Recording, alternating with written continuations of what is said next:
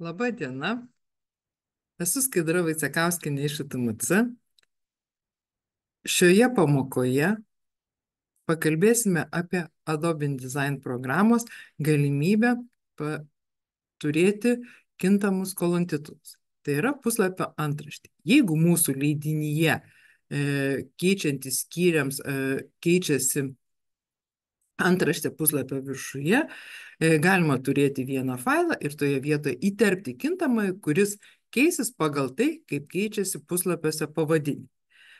Kad aš dabar nešnekėčiau tik teorijos, taip pat pasidalinu ekranu.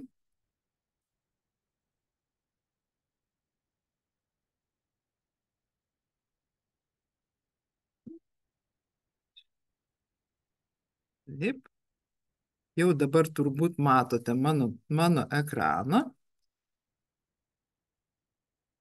Taip, viską susitvarkau, kad matytumėt viską puikiai. Aš jau turiu atsidariusi vieną leidinį, vieną knygą, kurioje viršuje, kaip matote, yra skyriaus pavadinimas ir tas skyriaus pavadinimas kartojasi dešinėme puslapyje. Kairiame puslapyje mes turime knygos pavadinimą, dešinėje skyrius. Ir jeigu mes eisime toliau, nueisime į tolimesnį puslapį, kur jau pasikeičia skyrius, skyrius pasikeitė, iš karto keičiasi dešinėje pusėje mūsų kolontitulas.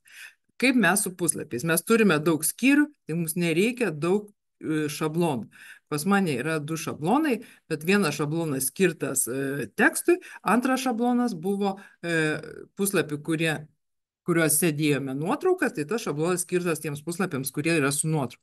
Tai šiuo atveju nesvarbu, kad pas mane, grįšiu į turinį, kad pas mane daug yra šitų skyrių, kur viskas turi keistis, bet man pakanka vieno šablono. Kaip dabar atrodo tas šablonas? Einu į A-Master. Čia A-Master senesniais laikais buvo, dabar pervadinta į Parent, tai nėra taip svarbu, vis tiek yra tas pats. Mes turime šablono puslapį, kuris yra pritaikytas visiems puslapiams, šiuo atveju knygoje. Ir kaip matote, kairiai pusėje kolontitulas tiesiog parašytas pavadinimas, o dešiniai mes turime kintamai. Ir tas kintamasis įsiterpia iš type, text variables ir šičia įsiterpia. Tai dabar mes matome, kaip jau yra pagamintas, pabandysime šitą padaryti visiškai naują. Tai gal net ne naują, imsiu knygą, kad tuščią lapą, ant tuščio lapo galim pasižiūrėti, bet galime pasimti gal kokią nors kitą knygą.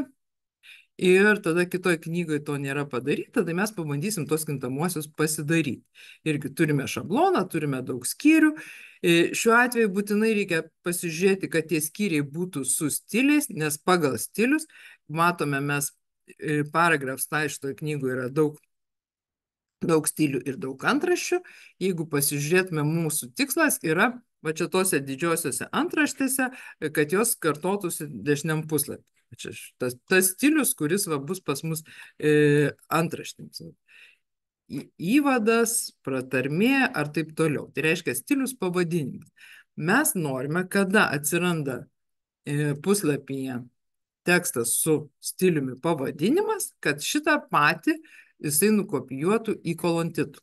Tai pradedam, jau stilių turim, jau žinom, ką norime įkelti į tą kolontitulą.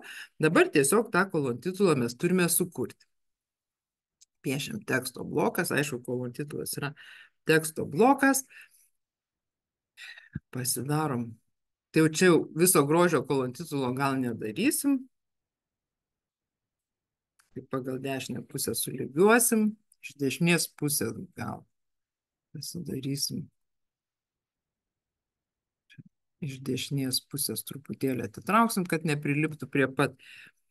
Ir kas ten pas mus buvo, ten kokie tenai šriftai, kalbėti, kad nes Minant Pro, tegu ir lieka. Ne? Kažkoks šriftas, viskas pasidarė.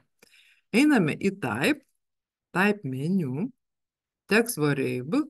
Jeigu darysim insert, tai čia jau yra kažkokie mums nustatyti pagal nutylėjimą. Pavyzdžiui, yra last page number, ne? Jeigu mums reikia daryti tokį dokumentą, kur reikia rašyti 5 iš 25 puslapio, ten 6 iš ten 32, tai galima nustatyti, kas įrašytų, kiek yra puslapių mūsų dokumente. Irgi kartais prireikiantis daiktas. Bet mes dabar nusistatysim savo. Savo, tai aišku, pirmiausia, reikia jį apsibrėžti. Define. Ta kintamai reikia apsibrėžti.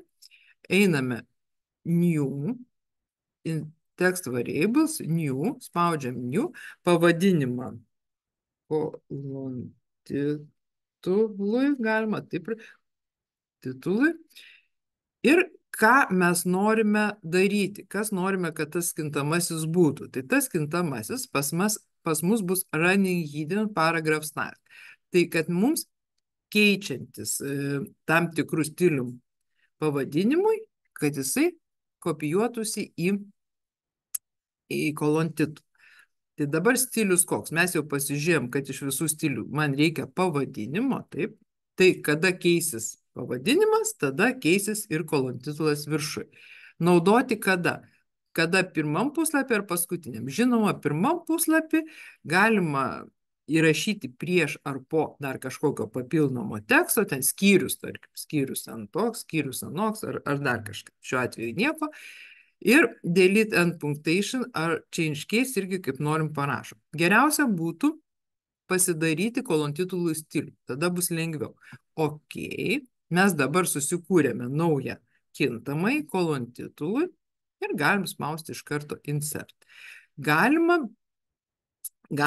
dabar ištrinsiu, galima susikūrus turėti ir kažkur kitur dar naudoti ir tada bus iš type meniu, kur bus text variables, jau dabar insert variable šitam sąraše kolon titului jau bus. Įsitikime. Kaip minėjau, visai būtų neblogai, mes kažkokį mažesnį, gal net šriftą pasidarom. Ball condense. Tiesiog koks nors net. Toks visai švelnus. Pasidarom mažesnį šriftą, ten visai tokį galim švelnų pasidaryti. Ir, kaip sakiau, mano patarimas šitam reikalui susikurti dar vieną naują stilių, kad jisai nesimaišytų su kitais. Tai aš dabar spaudžiu Create New Style. Susikursim ir stilių kolon titulas. Galite, aišku, iš anksto būti susikūrę. Kolon titulas, kolon titulas.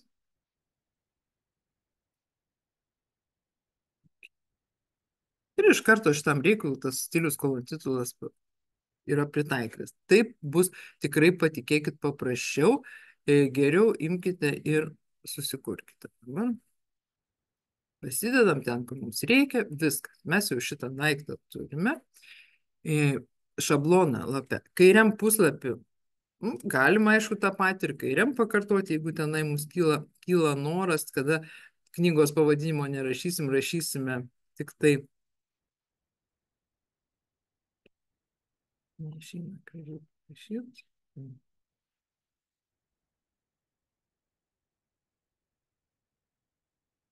Ir dar du būtų gerai padaryti nuo kraštelio atitraukimą iš 3. Gerai, dabar einame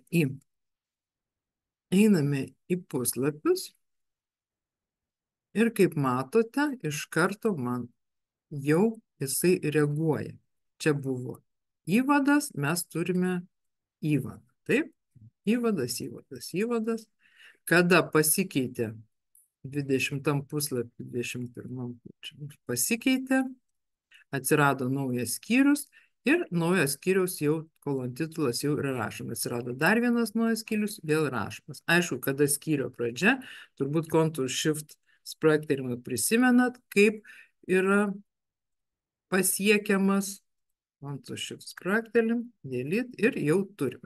Šiuo atveju žymiai greičiau ir paprasčiau didesniuose leidiniuose, kuriuose keičiasi kolon titulai pagal tai, kokios yra antraštės puslapyje, naudokite kintamuosius. Nekurkite labai daug šablono puslapių. Yra variantas, kur kiekvienam skyriui šablono puslapį kurti naują. Tačiau tai patogu, jeigu turite ten 5 kokius skyrius.